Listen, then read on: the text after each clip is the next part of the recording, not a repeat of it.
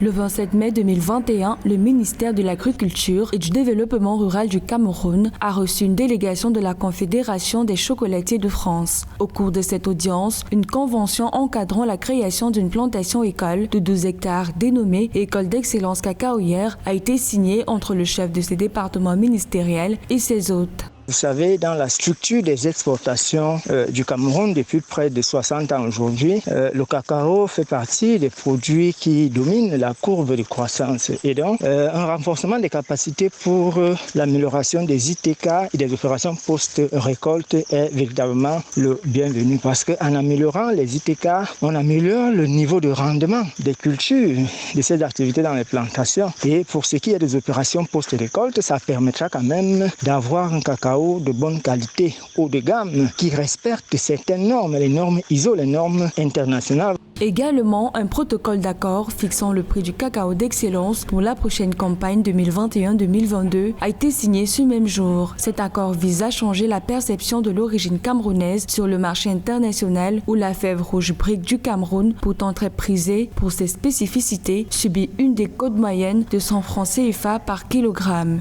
Le cacao camerounais au niveau international a des problèmes de mise à niveau des entreprises qui se lancent dans la production du cacao. Voyez-vous, la manière dont le cacao est conditionné, stocké, conservé pose un problème. Voyez-vous, dans certaines régions, il arrive parfois, lorsque les conditions climatiques ne sont pas favorables et ne permettent pas le séchage du cacao à bon usage, ça amène les producteurs comme ça peut-être à sécher ce cacao parfois sur des braises de charbon. Et voyez-vous, quand ce cacao hume l'odeur de charbon, arrivé sur le marché international, il est véritablement rejeté parce que ça pose un problème phytosanitaire pour les consommateurs de cacao.